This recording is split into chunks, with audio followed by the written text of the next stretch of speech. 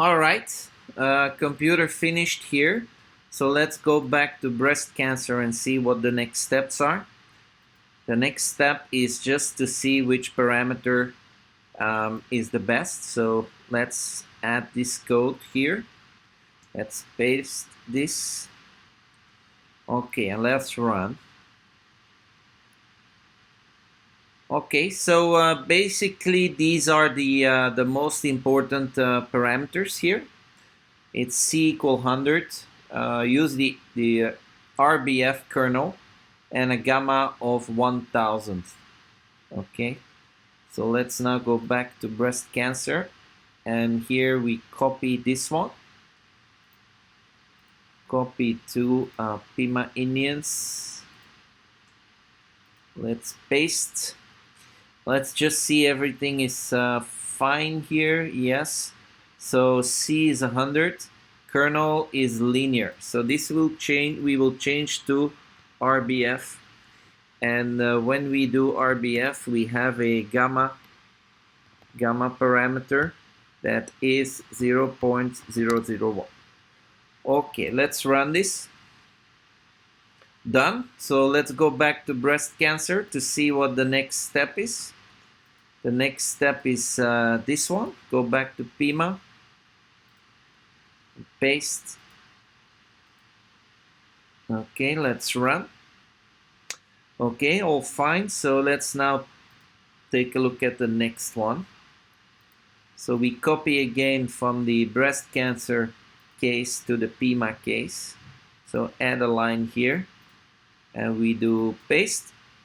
Here we are. So now we're going to be able to see what the accuracy is. And you see the accuracy is about 70.7%. It's not great, and it's actually less than our k-nearest neighbor algorithm. So let's take a look if we can see what the confusion matrix is telling us. So let's copy this confusion matrix code. And we're gonna paste this here. Model, okay, everything looks fine. Yeah, so here you go. It's actually not that great. Yeah. So let's just cancel everything below. So we have a clean program.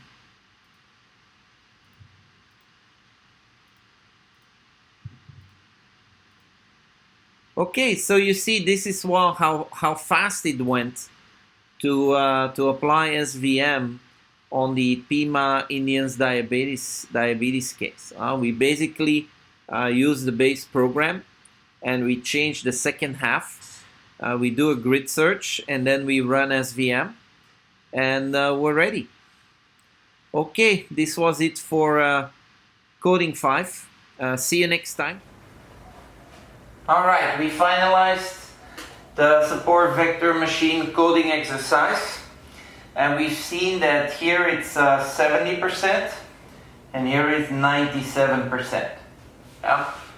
So you see that each of the classifiers scores pretty high on this breast cancer example.